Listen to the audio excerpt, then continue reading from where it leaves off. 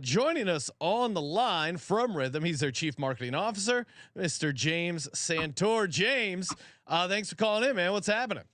I mean, I love to I start mean, I with a nice love to Dallas. start with a nice Dallas Dallas. sucks Dallas is sucks is my oh, echo. Oh, we're good. Dallas sucks is the best way to start a show for me. I hate everybody in Dallas and all the Cowboys, Mavericks, everybody. So it's pretty great to hear that. Go Birds! And obviously, I'm from Philly, so Yes, if you're watching, he's got the sweet maroon Phillies throwback cap on, just and, had to and and James, this go is something birds. that he threw in the Go Birds. Kramer, of course, Fucking being the Giants fan, but Kramer, we can both celebrate the hatred of the Dallas Cowboys, them getting yeah. destroyed. I mean, the happiest I felt in this. But I'm gonna stand over here and throw rocks at Dallas. I'm not Yes. gonna do it with you. No, We're okay. just happen to be doing it at the same time. Happiest Right. I felt in a long time watching football, I think, was just watching the Dallas Cowboys get their fucking ass kicked in the playoffs. It was great, and of course I was all over the Packers money line, and just to see that fall into place was just truly an epic. I I imagine you also enjoyed it. I have the most South Philly story of how I actually watched that game. All Um, right. I was in a South Philly Acme, which is our grocery store, and there's a Starbucks that's inside of a liquor store, inside of the grocery store. And that's like my place to go, just like get work done because there's literally nobody else there besides me. So I sat in the back and I'm just watching on the TV. And the security guard comes and watches, and I'm like, dude, Cowboys are getting their asses beat. He sits down, he starts watching with me.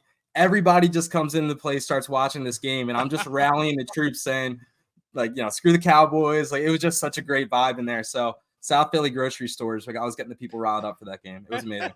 I mean, that is, and that is what's great about obviously a city like Philly, Ryan. It's New also York. what LA lacks. Yeah, is Yeah. everyone coming together not only to support your team but to hate on the other team? Like, I turned my wife into an Eagles fan. She grew up here out in Los Angeles, didn't really have a football team, so I got her hooked on the Eagles. Like a stray And dog. yeah, I housed her, got her in the Eagles, the mind control program. Got my niece. Shout out to my niece. Wore a Jalen Hurts jersey to picture day, which was pretty awesome. Her mom was like, "Are you sure?" And she's like, "Yeah, of course. Go Birds." Good parenting right So there. you got to get the brainwashing her early and often. And yeah, it's not only how awesome are the Eagles, but you follow it up quickly with a Dallas sucks. James, I can already tell, one, just being a guy from Philly that likes sports, true D-Gen vibes. How did you get involved with Rithmm? Kind of explain your role, and I know we've been pumping up Rithmm, but for people who haven't already hopped on, like, let's talk about you. How'd you get going with Rithmm?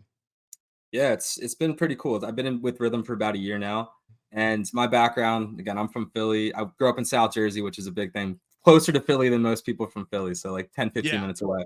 I went to LaSalle here in Philly, played baseball. No idea what I wanted to do. Started working in finance, typical finance bro, just banking and investments. It was real fun at a big insurance company. And one day it literally hit me in a meeting. I was like, I got to get the heck out of this place. Like, if this is what I'm doing for the rest of my life, then it didn't feel right. I found my way into venture capital, so investing in the sports and technology. So everything that was up and coming in the space of just sports media, fan engagement, betting, esports, and that was 2019. So pre-COVID, I got to see a little bit of everything. I was the chief of staff and director of marketing.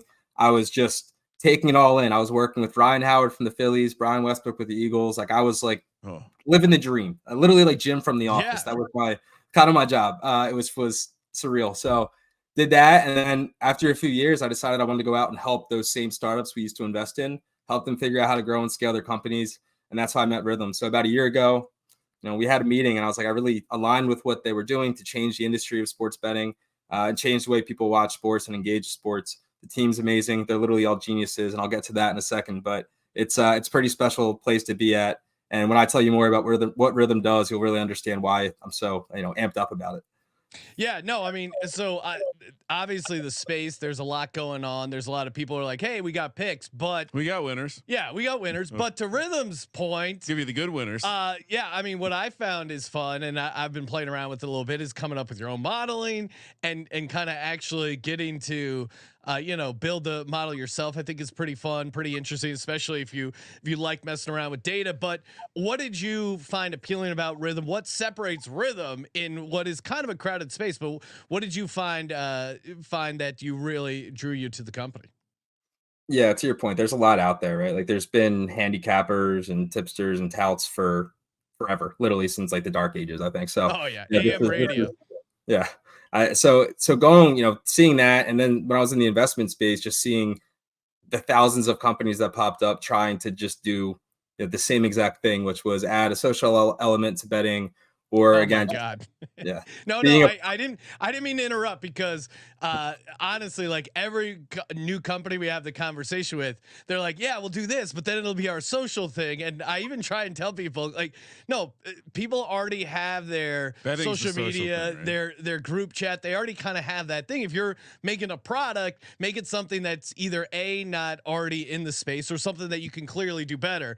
I didn't mean to jump in there, but oh the no, ad, just the toss the social thing in, like they're gonna create a new space where people hang out. It's like I love the idea, but guys, like you're not gonna take down Twitter or whatever, yeah, iMessage. Like people already have their ways, they figured it out. But there's obviously a lot of space in the betting for unique stuff. So sorry yeah. to jump in there. No, you're good. It's a feature, not a business, right? Like Yeah, that's the difference. exactly. These would come to me be like, hey, I need $10 million at a $50 million valuation for this idea. I'm like, that isn't how it works. Like that's not a scalable idea. But what changed what made me realize Rithmm was like that game changing idea, like that 10x exit type of idea was it's created by MIT data scientists. And they literally were sitting in class at MIT. Our CEO played college basketball.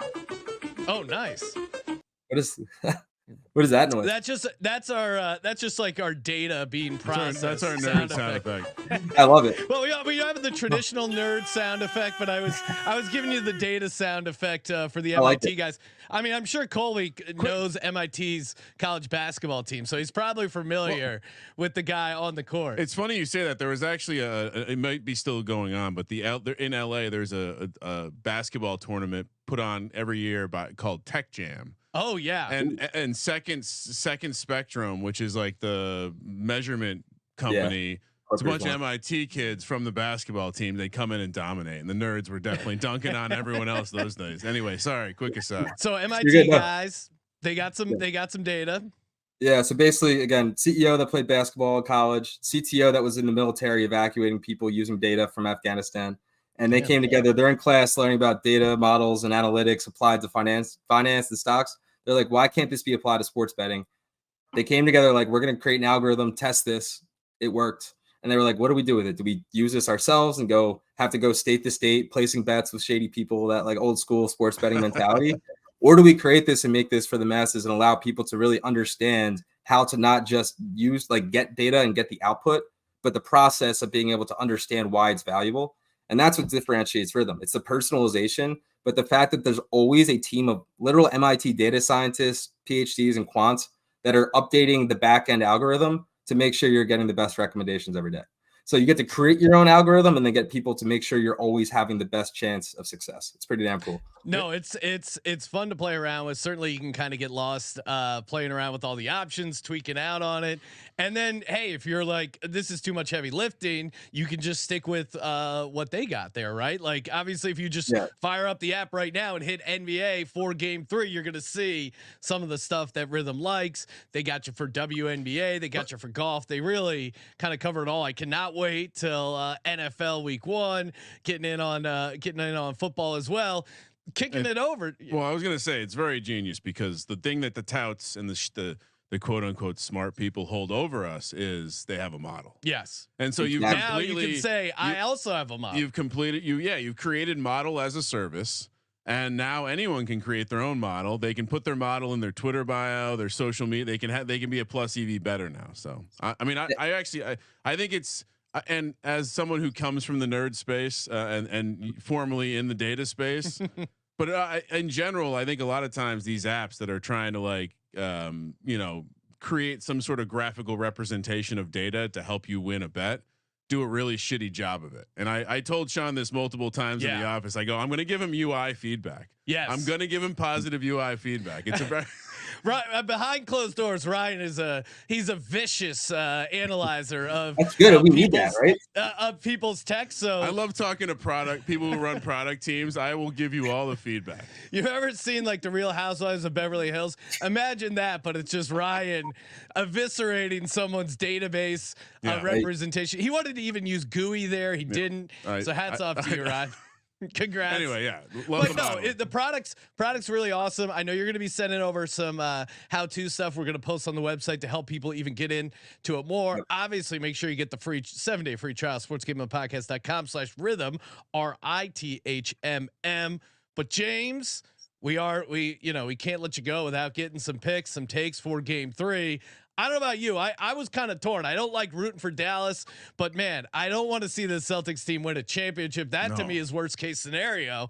So I've been fading them, and it's not been great. I did get the 7.5 in game 2, which was very fortunate. But what do you like? What is Rithmm like for game 3? Any props, picks that are jumping out at you? Yeah, and I agree with you. If this series could just end with nobody winning, it'd be the best thing in the world. I said the same thing about the goal. I was like, if this thing could just be 0-0, everybody goes home mad, I'd be thrilled. But yeah, look, I think the Celtics have been the best team all year, and it's obvious, and it's more of a matter of can they actually get it done, which again is always a fun thing that we're used to in Philly too. But this is the best team that they've had. Drew Holiday is forever going to be haunting me because I've always wanted him to be back in a Sixers jersey, because where else can you get a two-way player like that? That's a veteran leader that just he played like it's just so obvious to me. Like same thing with Jalen Brunson. How do guys let these guys slip, and then all of a sudden they're superstars and they're right there at Villanova? Yeah, come on. I can hold a whole episode about that, but I do have some great props for you guys. I have no game picks for this game. Again, this big part of my process is a process, right? I go through Rithmm. I have 2 Rithmm AI models, which I press a button and that creates and takes AI algorithms from the data scientists and makes it really easy for me to then get the output of the picks. And then I have one personalized one. But for me, if I don't have where it has 3 stars saying that recommends this game for a game pick, I don't take it. But for prop picks, I have 4 for you guys. Oh, let's go. And what we were talking about too with the visualization, I think a lot of apps just do visualization. What we do is we add a graphical visualization with a prediction. So we give you that full spectrum of a pick. Instead of it just being a pick, it's a pick with data and something to back it up with trend analysis, which is a really unique combination all in one place. So what I do is I go and look at this basically menu of bets. And what I do is I combine what the prediction says, like example, Peyton Pritchard over 1.5 assists at -115. Then I look at the graphical representation of that, and he's hit that in 80% of his last 5 games. I feel confident giving out that bet to you guys. Love it. So you like Peyton Pritchard over 1.5 assists. What about Kyrie? I thought game 2, Kyrie was going to be due. I mentioned it on the show. I think Rithmm actually had the under, but I'm like, nah, Rithmm doesn't know what they're talking about. I'm going to take the over. Of course, Rithmm was right. Came in on the under. What else you got props wise you like for game 3? I like the Pritchard angle. See, so what I'll do now is I just search Kyrie. So under 4.5 assists has hit 60% of the last 10 games. And that's the recommendation. So immediately I'm like, that has 2 points of validation for me that I feel confident giving that pick to you. Now let's go. Under 23.5 points. So 23.5 point line after you scored 16 last game? Yeah. Same thing. He's in the last 10 games, he's hit 70%, the under 70% of the time. It's a Rithmm recommendation. I feel confident taking that pick.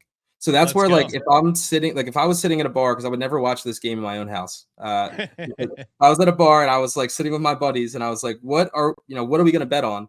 I'd pull Rithmm up. I'd do exactly what I just did and see where these points validate. So my models are validated by the data and vice versa. So I am not a good bettor until this year is the first time I've ever been I feel confident giving out picks and making my own bets now, because I actually have a true form of data that's powering me to do it. I used to just wake up and be like, go Birds, go Birds, money line. I still have some of that in me. It doesn't all have to be business. But also too, you mentioned your buddies. I'm sure everyone has their gambling group chat, and if you're tossing in some props, now you can sound a little smart when you're throwing it out. When screenshot of a graph? Are you kidding me? Come on, no one else is coming. You might as well have done 2 hours of research. So we like the Kyrie under assists points.